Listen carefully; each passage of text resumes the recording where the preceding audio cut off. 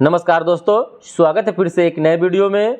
तो दोस्तों, बिहार पुलिस का 7 अगस्त का एग्ज़ाम हो चुका है और दोस्तों आप लोग कहीं ना कहीं से क्वेश्चन को ज़रूर देख लिए होंगे, उसका लेवल देख लिए होंगे दोस्तों, क्योंकि सभी प्रश्न जो पूछे जा रहे हैं वह मॉडरेट पूछे गए हैं दोस्तों। नहीं हल्का है और नहीं उसको हम लोग भारी भी कह सकते हैं ना, आसान नहीं था और ना ही ज़्यादा हार्ड था दोस्तों, क्योंकि वो मॉडरेट क्वेश्चन पूछे गए हैं। और दोस्तों आप लोग जैसे ही एग्ज़ाम में 7 अगस्त को पूछे गए हैं वैसे ही आप 11 अगस्त वाले जो जितने भी मेरे दोस्त भाई बहन हैं सभी वैसे ही सिलेबस को देखेंगे। और यह स्टडी मूड वाले सर जो अमित सर हैं उनका 1100 प्रश्नों का यह वन लाइनर है। तो चलिए इसको देखते हैं और बहुत ही हेल्पफुल होगा एग्ज़ाम के दृष्टि से दोस्तों, क्योंकि क्वेश्चन ऐसे ही पूछे गए हैं दोस्तों। और टेलीग्राम पर जो ऐसे टाइप के कंटेंट होंगे उसको प्रोवाइड किया जाएगा, तो आप लोग टेलीग्राम में ज्वाइन कर लीजिएगा।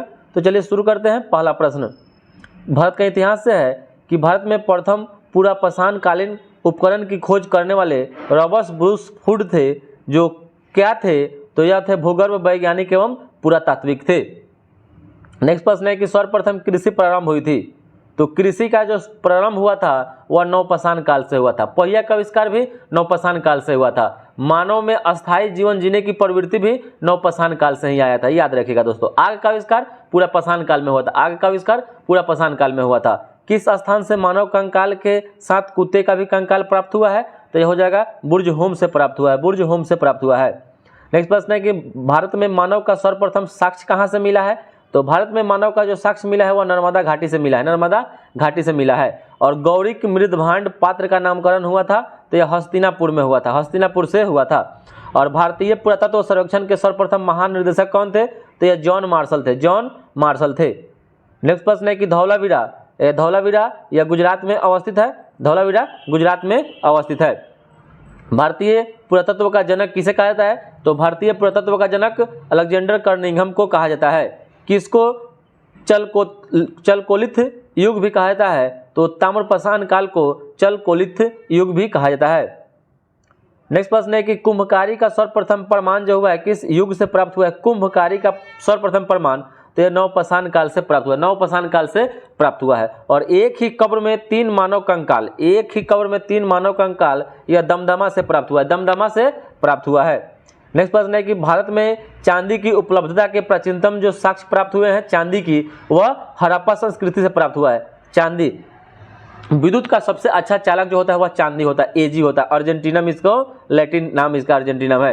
हड़प्पा सभ्यता की जो लिपि थी वह भाव चित्रात्मक थी। और हड़प्पा सभ्यता को सिंधु घाटी सभ्यता को हड़प्पा सभ्यता भी कहते हैं, इसलिए क्योंकि सबसे पहले जो असल की खोज हुई थी वह हड़प्पा थी, इसलिए इसको हड़प्पा सभ्यता कहते हैं। दयाराम साहनी के द्वारा 1921 ईस्वी में इसका खोज किया गया था। 1921 में इसका दयाराम साहनी के द्वारा खोज किया गया था। यह रावी नदी के तट पर स्थित है और यह पाकिस्तान में स्थित है। नेक्स्ट प्रश्न है कि हाथी दांत का पैमाना किस सैंधव स्थल से मिला है?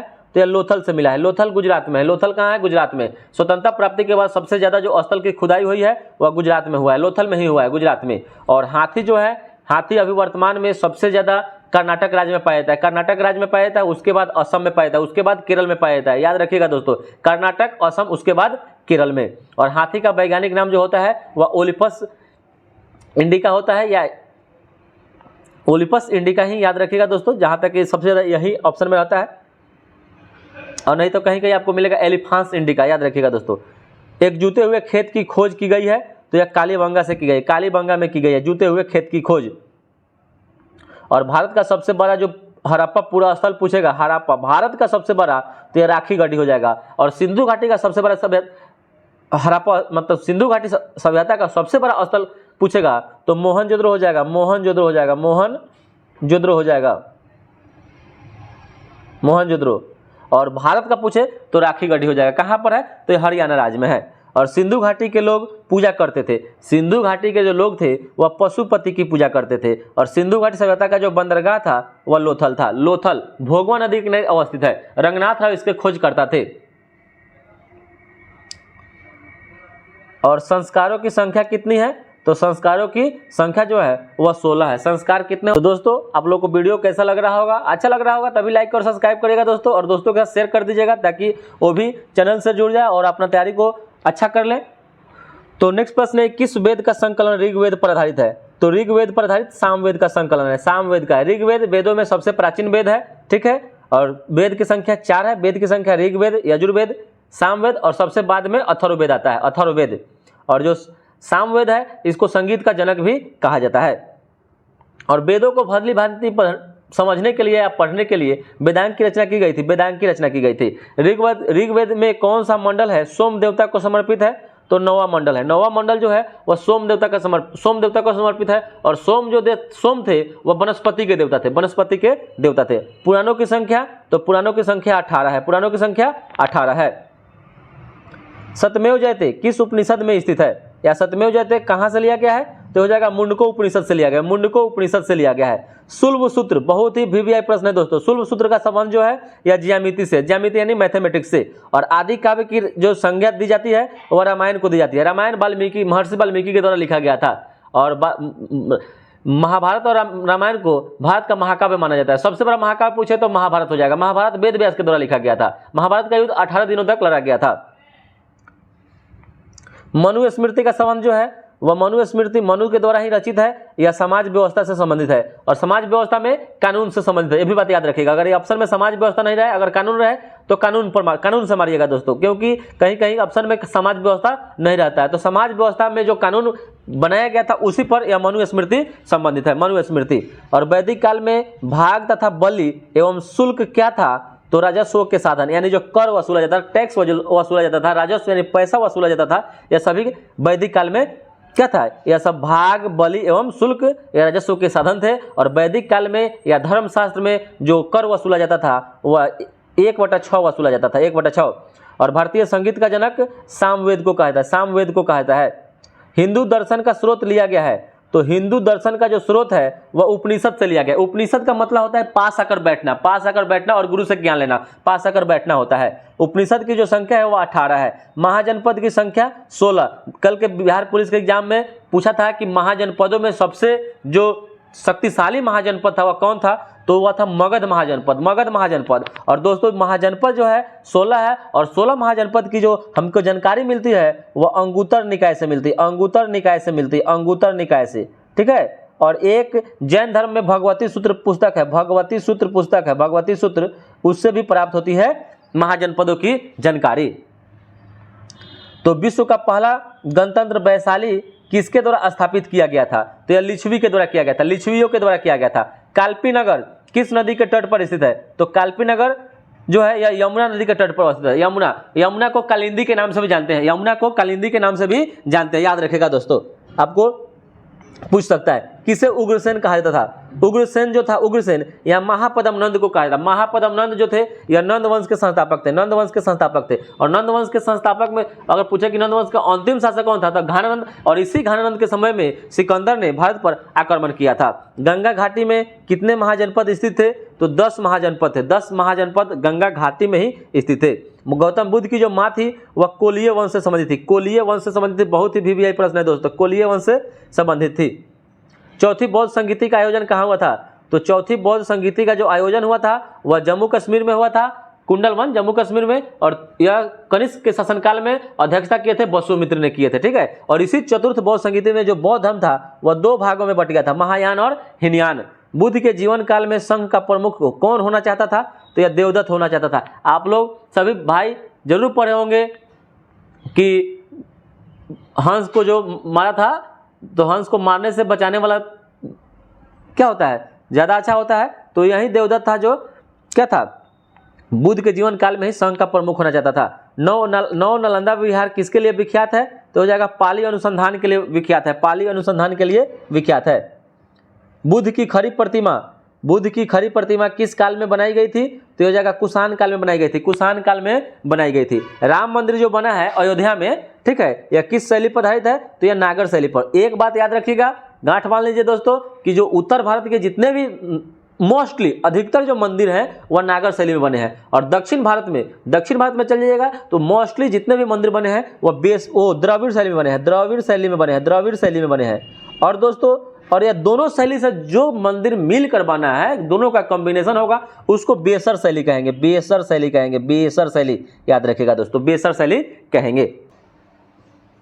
नेक्स्ट प्रश्न है कि अशोकाराम विहार किस स्थान पर स्थित था।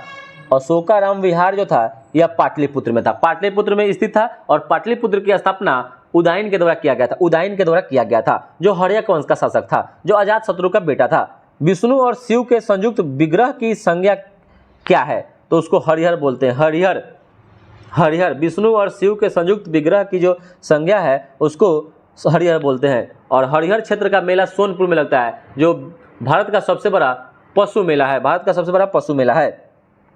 स्यादवाद सिद्धांत का संबंध जो है यह जैन धर्म से है। कैवल, जैन धर्म में एक कैवल शब्द पूछ देता है जिसका मतलब है पूर्ण ज्ञान, पूर्ण ज्ञान, ये भी जैन धर्म से ही संबंधित है। नेक्स्ट प्रश्न है कि भागवत धर्म के प्रवर्तक कौन थे, तो भागवत धर्म के जो प्रवर्तक थे वह कृष्ण थे।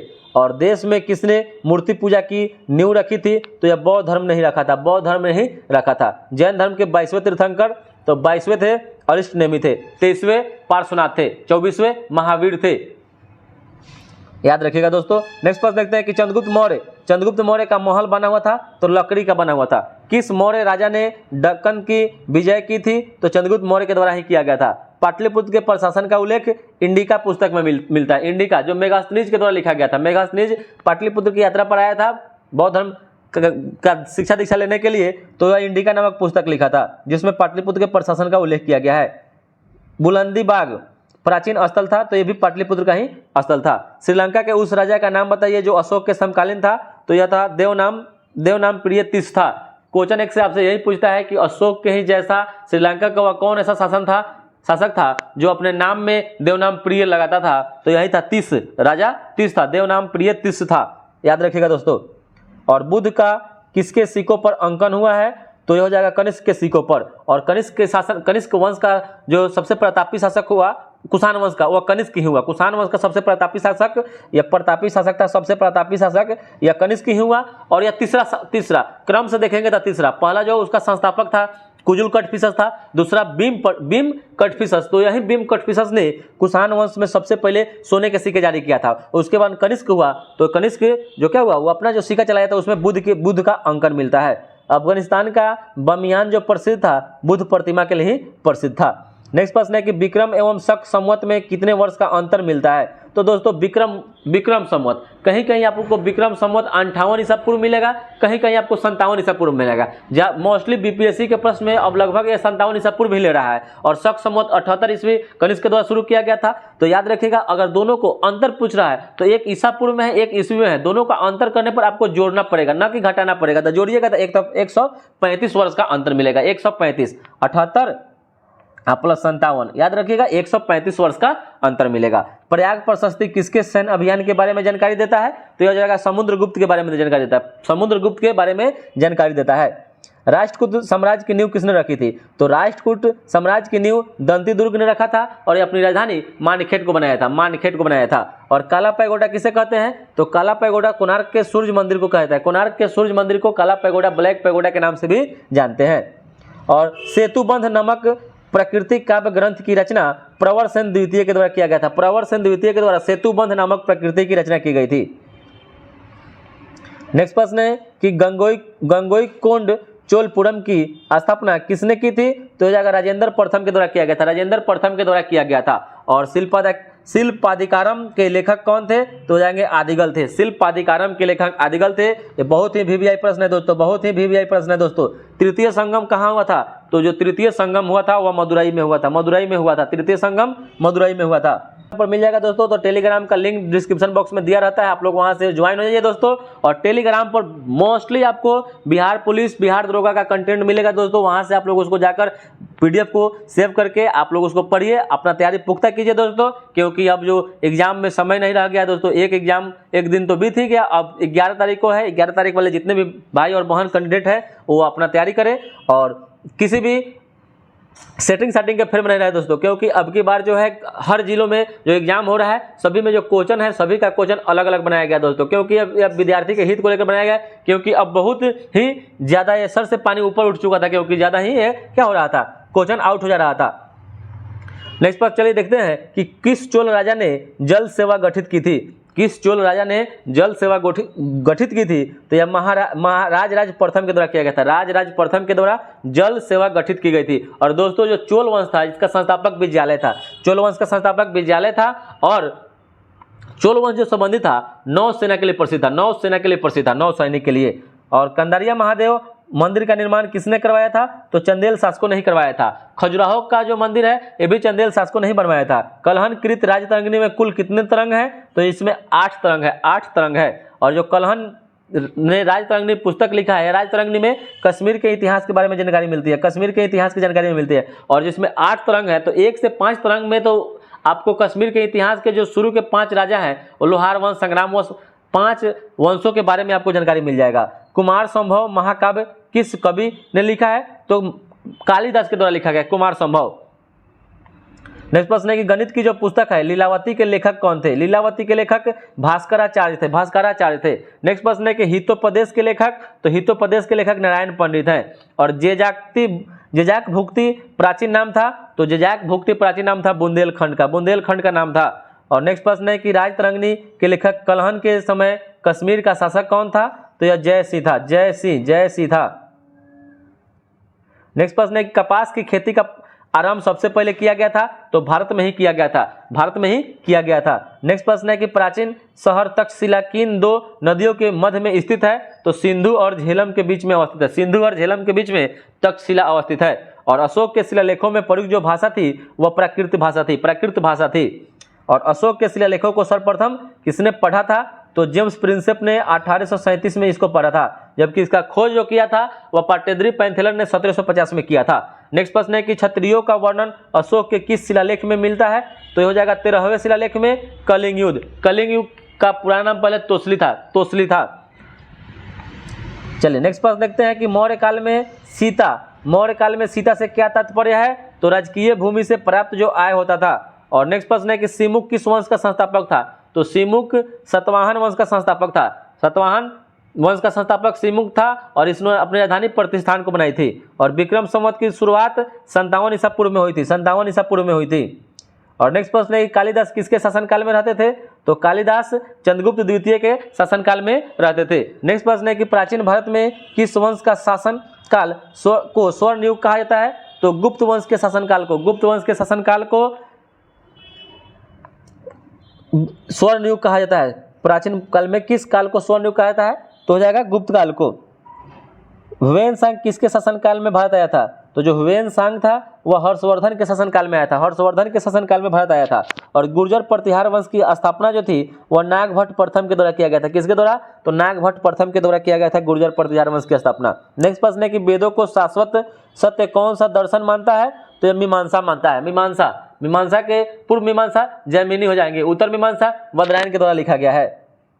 नेक्स्ट प्रश्न है कि यात्रियों का राजकुमार किसे कहा जाता है? तो यात्रियों का राजकुमार हुएनसांग को कहा जाता है, यात्रियों का राजकुमार हुएनसांग। नेक्स्ट प्रश्न है कि मौखरी शासकों की राजधानी कहाँ थी? तो जो मौखरी शासक था ना, मौखरी शासक, इन्होंने अपनी राजधानी कनौज बनाई थी। और इसकी जो चतुर्थ शासक हुए थे मौखरी वंश के, इन्होंने गुप्त वंश के शासक कुमार गुप्त से लड़ाई की थी। नेक्स्ट प्रश्न है कि चीनी लेखक भारत का उल्लेख किस नाम से करते थे? तो यून तू के नाम से करते थे, यून तू के नाम से करते थे। चोल साम्राज्य की स्थापना किसने की थी? तो विजयालय के द्वारा किया गया था, विजयालय के द्वारा किया गया था। तंजौर में वो अपनी राजधानी बनाया था। चालुक्यों की राजधानी कहाँ थी? तो चालुक्यों की राजधानी वातापी थी। चोल शासकों का प्रतीक चिन्ह क्या था? तो चोल शासक का प्रतीक चिन्ह बाघ था, बाघ का वैज्ञानिक नाम पैंथरा टाइग्रिस होता है। और मीनाक्षी मंदिर जो है यह मदुरई तमिलनाडु में अवस्थित है। नेक्स्ट प्रश्न है कि बौद्ध गुफा मंदिरों के लिए प्रसिद्ध जो स्थान है वह अजंता है। अजंता और एलोरा दोनों महाराष्ट्र के औरंगाबाद में अवस्थित है। भुवनेश्वर तथा पुरी के मंदिर किस शैली में निर्मित है? तो यह भी उत्तर भारत में ही पड़ता है, तो नागर शैली में निर्मित है। और त्रिमूर्ति के लिए कौन सी गुफा विख्यात है? तो एलिफेंटा की गुफा विख्यात है, एलिफेंटा।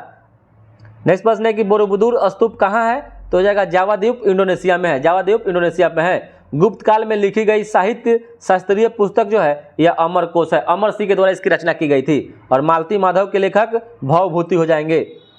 नेक्स्ट प्रश्न है किस नाटक के कुछ अंश 2.5 दिन का झोपड़ा मस्जिद की दीवार पर अंकित है? तो हो जाएगा हरिकेली। हरिकेली नाटक के कुछ अंश जो है 2.5 दिन का झोपड़ा नामक मस्जिद पर के दीवार पर अंकित है। मतविलास प्रहसन के लेखक महेंद्र वर्मन हो जाएंगे, महेंद्र वर्मन हो जाएंगे। नेक्स्ट प्रश्न है कि 100 लक्ष्मण संवत का आरंभ किस वंश के द्वारा किया गया था? तो यह सेन वंश के द्वारा किया गया था। सेन वंश का संस्थापक सामंत सेन था। और भारत पर सर्वप्रथम मुस्लिम आक्रमणकारी कौन था? तो यह अरब था, अरब। और नेक्स्ट प्रश्न है कि खिलजी वंश के संस्थापक कौन थे? तो खिलजी वंश के जो संस्थापक थे वह जलालुद्दीन फिरोज खिलजी था। और महमूद गजनी ने किसके शासनकाल में सोमनाथ मंदिर पर आक्रमण किया था? तो यह भीमदेव प्रथम के शासनकाल में ही सोमनाथ मंदिर पर आक्रमण किया था। 1025 में आक्रमण यह किया था। और मोहम्मद गजनी भारत पर 17 बार आक्रमण किया था, 17 बार आक्रमण किया था। सबसे लास्ट इसका आक्रमण जाटों के विरुद्ध हुआ। नेक्स्ट प्रश्न है कि वह युद्ध जिसमें भारत में मुस्लिम शक्ति की स्थापना हो गई, तो जाएगा तराइन का द्वितीय युद्ध, जो मोहम्मद गौरी और पृथ्वीराज चौहान तृतीय के बीच में हुआ था, जिसमें पृथ्वीराज चौहान तृतीय की हार हो गई थी। मोहम्मद गौरी के किस दास ने बंगाल और बिहार पर विजय प्राप्त किया था? तो हो जाएगा बख्तियार खिलजी, बख्तियार खिलजी हो जाएगा। और यह बख्तियार खिलजी बाद में कुतुबुद्दीन ऐबक का सेनापति बनता है और यहीं नालंदा विश्वविद्यालय को ध्वस्त करता है बख्तियार खिलजी। तराइन होगा। तराइन का प्रथम जो युद्ध हुआ था वो 1191 में मोहम्मद गौरी और पृथ्वीराज चौहान तृतीय के बीच में हुआ था, जिसमें गौरी नंबर की अलबरूनी भारत आया था। तो अलबरूनी भारत 11वीं शताब्दी में आया था। गुलाम वंश का संस्थापक कुतुबुद्दीन ऐबक को माना जाता है। 1206 में इसका स्थापना किया था। गुलाम वंश को दास वंश, ममलुक वंश के नाम से भी जानते हैं। दिल्ली का प्रथम मुगल शासक कौन था? तो दिल्ली का प्रथम मुगल शासक पूछ रहा है तो हो जाएगा इल्तुतमिश हो जाएगा। दिल्ली का प्रथम मुगल शासक इल्तुतमिश हो जाएगा। नवरोज त्योहार को कौन प्रारंभ किया था? तो हो जाएगा बलबन किया था, बलबन। शाहनामा के लेखक कौन थे? तो शाहनामा के लेखक फिरदौसी हो जाएंगे। 2.5 दिन का झोपड़ा क्या है? तो मस्जिद हो जाएगा। और दिल्ली के किस शासक ने एकता व्यवस्था को समाप्त कर दिया? तो हो जाएगा अलाउद्दीन खिलजी। 40 सा खत्म किया था बलबन ने, और दिल्ली के शासक एकता व्यवस्था को खत्म किया था अलाउद्दीन खिलजी ने। और जो तुर्कान चिहलगानी जो 40 था, 40 सरदारों का संगठन था, वह बलबन उसको समाप्त कर दिया। उसका व्यवस्था किया था, स्थापना यूँ कहिए, गठन कहिए तो इल्तुतमिश ने किया था। नेक्स्ट प्रश्न है कि अलाउद्दीन के आक्रमण के समय देवगिरी का शासक कौन था? तो यह था रामचंद्र देव, रामचंद्र देव था। और अलाई दरवाजा का निर्माण किस सुल्तान ने करवाया था? तो अलाउद्दीन खिलजी के द्वारा करवाया गया था, अलाई दरवाजा। और बाजार नियंत्रण प्रथा लागू की थी किसने? तो अलाउद्दीन खिलजी ने ही किया था। और इब्न बतूता की भारत यात्रा किस शासक के काल में हुई थी? तो मोहम्मद बिन तुगलक के शासनकाल में इब्न बतूता की यात्रा हुई थी। नेक्स्ट प्रश्न है कि सर्वप्रथम लोक निर्माण विभाग की स्थापना किसने की थी? तो फिरोज शाह तुगलक ने किया था। और किस सुल्तान के दरबार में सबसे अधिक गुलाम रहते थे? तो फिरोज शाह तुगलक के दरबार में FST। और FST जो था सबसे पहले 300 बड़े नगरों का स्थापना करवाया था। और यहीं फिरोज शाह तुगलक था जो ब्राह्मणों पर सबसे पहले जजिया कर लगाया था। और क्वेश्चन कल बिहार पुलिस में पूछा था फिरोज शाह तुगलक के बारे में कि कुतुब मीनार के 5वीं मंजिल का निर्माण किसने करवाया था? तो FST फिरोज शाह तुगलक के द्वारा ही करवाया गया था। और तैमूर लंग के आक्रमण के बाद दिल्ली में किस वंश का शासन स्थापित हुआ? तो सैयद वंश का। और तैमूर लंग ने 1398 ईस्वी में भारत पर आक्रमण किया था, दिल्ली पर आक्रमण किया था, याद रखिएगा दोस्तों। नेक्स्ट प्रश्न है कि इब्न बतूता कहाँ का निवासी था? तो इब्न बतूता जो था यह मोरक्को का था। यह अफ्रीका महादेश का एक देश है मोरक्को, जिसकी राजधानी रबात है। और वहाँ का मुद्रा का नाम है दिरहम, मोरक्को रबात दिरहम। और नाप का पैमाना गज या सिकंदरी किसने प्रारंभ किया था? तो सिकंदर लोदी के द्वारा किया गया था, सिकंदर लोदी के द्वारा शुरू किया गया था। नेक्स्ट प्रश्न है कि दिल्ली सल्तनत का दरबारी जो भाषा था वह फारसी था। दिल्ली सल्तनत का जो दरबारी भाषा था फारसी था। दस्तार बंदार कौन कहलाते थे? दस्तार बंदार या उलेमा कहलाते थे। कश्मीर का वह शासक जो कश्मीर का अकबर के नाम से जाना जाता है, तो यह जैनुल आबिदीन को कहा जाता है, जैनुल आबिदीन को कहा जाता है। धार्मिक असहिष्णुता के कारण इसको कश्मीर का अकबर कहा जाता है। गोलकुंडा को वर्तमान किस नाम से जाना जाता है? तो हैदराबाद के नाम से जानते हैं। किस शासक ने मोहिउद्दीन और पृथ्वीराज तृतीय को पराजित किया था? तो भीम द्वितीय ने किया था, भीम द्वितीय ने किया था। नेक्स्ट प्रश्न है कि बाबर ने अपनी आत्मकथा तुजुके बाबरी किस भाषा में लिखी है? तो तुर्की भाषा में लिखी थी। और हुमायूंनामा की रचना गुलबदन बेगम के द्वारा किया गया था। नेक्स्ट प्रश्न है कि बिलग्राम का युद्ध जो 1540 में हुआ था, किसके किसके बीच में हुआ था? तो शेर शाह और हुमायूं के बीच में हुआ था। इसी युद्ध के बाद हुमायूं दिल्ली छोड़कर भाग गया था और शेर शाह का उत्तराधिकारी इस्लाम शाह हुआ। नेक्स्ट प्रश्न है कि पानीपत का द्वितीय युद्ध, तो पानीपत का द्वितीय युद्ध हुआ था 5 नवंबर 1556 को हुआ था। 1556 को अकबर और हेमू के बीच में। पानीपत का प्रथम युद्ध 21 अप्रैल 21 अप्रैल 1526 में बाबर और इब्राहिम लोदी के बीच में हुआ था। नेक्स्ट प्रश्न है कि दीन इलाही धर्म का प्रधान पुरोहित कौन था? तो अकबर था। दीन इलाही धर्म का स्थापना जो था 1582 में हुआ था। इलाही सम्मत की स्थापना अकबर ने 1583 में किया था। और अकबर के दरबार का प्रसिद्ध संगीतकार जो था वह तानसेन था। जजिया कर को समाप्त कर दिया अकबर ने, जजिया कर तो 1564 ईस्वी में कर दिया, 1564 ईस्वी में कर दिया। और तीर्थ यात्रा कर को 1563 ईस्वी में तीर्थ यात्रा कर को समाप्त कर दिया था। नेक्स्ट प्रश्न है कि अकबरनामा ग्रंथ की रचना किसने की थी? तो अकबरनामा ग्रंथ की रचना अबुल फजल के द्वारा किया गया था। मुगलों की राजकीय भाषा थी फारसी। नेक्स्ट प्रश्न है कि अकबर के काल को क्या कहते हैं? तो अकबर के काल को साहित्य का स्वर्ण काल कहा जाता है। और अकबर का उत्तराधिकारी सलीम यानी जहांगीर हुआ, सलीम यानी जहांगीर हुआ, जहांगीर। और जहांगीर ने सिखों के 5वें गुरु अर्जुन देव को फांसी की सजा पर चढ़ा दिया था, सूली पर चढ़ा दिया था। जहांगीर के समय को क्या कहा जाता है? तो जहांगीर के समय को चित्रकला का स्वर्ण काल कहा जाता है। जहांगीर के मकबरा का निर्माण नूरजहां ने करवाया था, नूरजहां ने करवाया था।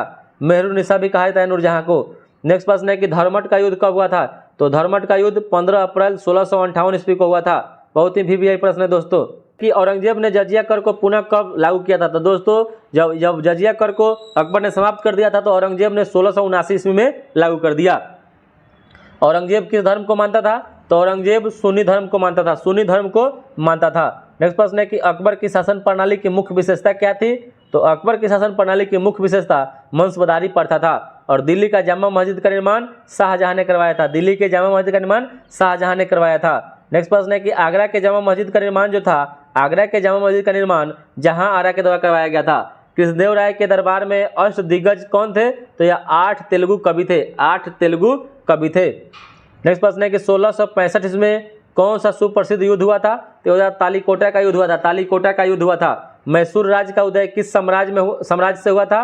तो विजयनगर साम्राज्य से हुआ था, विजयनगर साम्राज्य से हुआ था। विजयनगर साम्राज्य की स्थापना 1336 में हरिहर और बुका नामक 2 भाइयों ने विदर्भ संत के आशीर्वाद से लेकर किया था।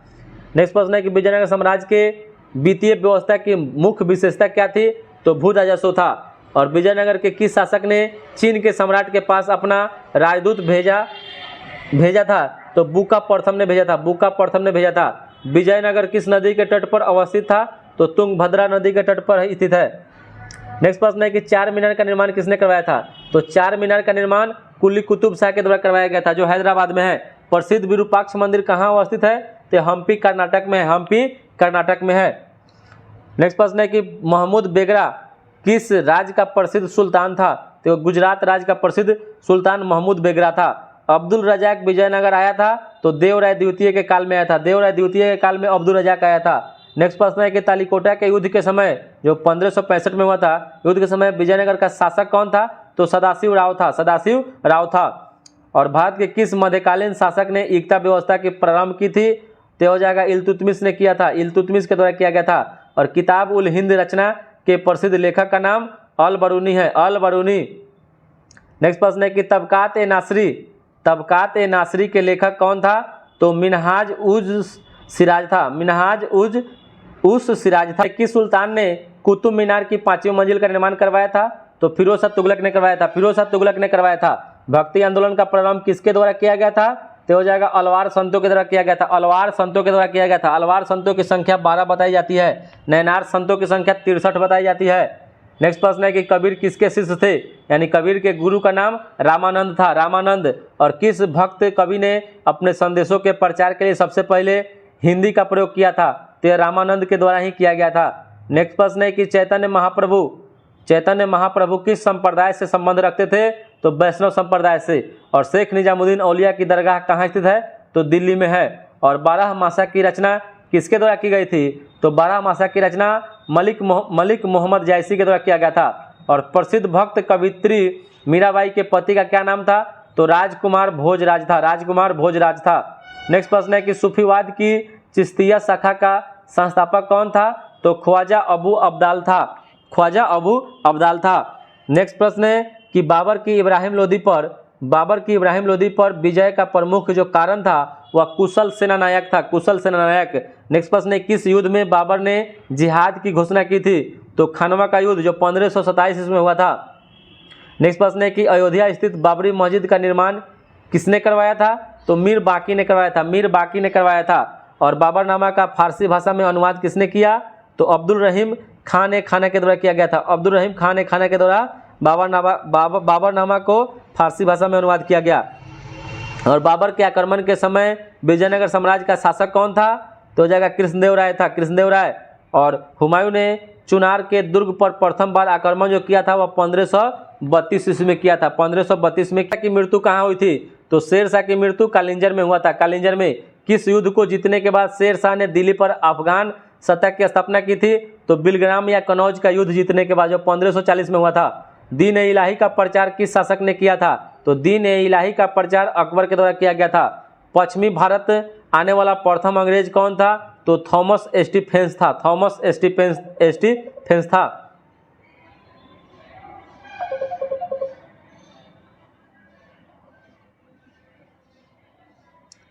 नेक्स्ट प्रश्न है कि 1563 में तीर्थ यात्रा कर किसने समाप्त कर दिया? तो अकबर ने समाप्त कर दिया। नेक्स्ट प्रश्न है किस इतिहासकार ने अकबर को इस्लाम का शत्रु कहा था? तो इस्लाम का शत्रु बदायूनी के द्वारा कहा गया था, बदायूनी के द्वारा कहा गया था। नेक्स्ट प्रश्न है कि पंचमहल जो बादशाह अकबर ने कहाँ निर्मित करवाया था? तो यह फतेहपुर सीकरी में ही करवाया था। नेक्स्ट प्रश्न है किस कर व्यवस्था को बंदोबस्त व्यवस्था के नाम से भी जाना जाता है? तो यह दहसाला बंदोबस्त को कर व्यवस्था के नाम से भी जाना जाता है। नेक्स्ट प्रश्न है कि किस मुगल बादशाह ने अपनी आत्मकथा फारसी में लिखी थी? तो हो जाएगा जहांगीर के द्वारा लिखा गया था, जहांगीर के द्वारा लिखा गया था। दो अस्पा एवं सी अस्पा प्रथा की शुरुआत किसने की थी? तो जहांगीर के द्वारा ही किया गया था, जहांगीर के द्वारा ही किया गया था, जहांगीर के द्वारा ही किया गया था, जहांगीर के द्वारा ही किया गया था। नेक्स्ट प्रश्न है कि राजा बीरबल की उपाधि किसे दी गई थी? तो राजा बीरबल की उपाधि अकबर के द्वारा महेश दास को दिया गया था। और इंग्लैंड के जेम्स प्रथम के राजदूत सर थॉमस रो को किस वर्ष भारत आया था? तो 1615 में आया था, जो जहांगीर के शासनकाल में आया था। नेक्स्ट प्रश्न है कि अकबर शैली का सर्वप्रथम उदाहरण जो है वह आगरा का किला में मिलता है। नेक्स्ट प्रश्न है कि फारसी भाषा में लिखित तुजुक ए जहांगीरी किस मुगल सम्राट की आत्मकथा है? तो हो जाएगा जहांगीर की आत्मकथा है, ऑटोबायोग्राफी है। नेक्स्ट प्रश्न है किस मुगल सेनापति के साथ शिवाजी ने 1665 ईस्वी में पुरंदर की संधि पर हस्ताक्षर किए थे? तो हो जाएगा जय सिंह के साथ। नेक्स्ट प्रश्न है किस मुगल बादशाह का 2 बार राज्याभिषेक हुआ था? तो औरंगजेब का हुआ था, औरंगजेब का हुआ था। नेक्स्ट प्रश्न है कि वह मुगल सम्राट औरंगजेब कौन सा वाद्य यंत्र बजाता था? तो यह बीना बजाता था, बीना बजाता था। चलिए नेक्स्ट प्रश्न है कि अंतिम मुगल सम्राट बहादुर शाह था, उसके पिता का नाम क्या था? तो बहादुर शाह जफर द्वितीय का पिता का नाम अकबर शाह द्वितीय था, अकबर शाह द्वितीय था। नेक्स्ट प्रश्न है कि 1857 की क्रांति में दिल्ली से क्रांति का नेतृत्व किसने किया था? तो बहादुर शाह जफर द्वितीय के द्वारा ही किया गया था।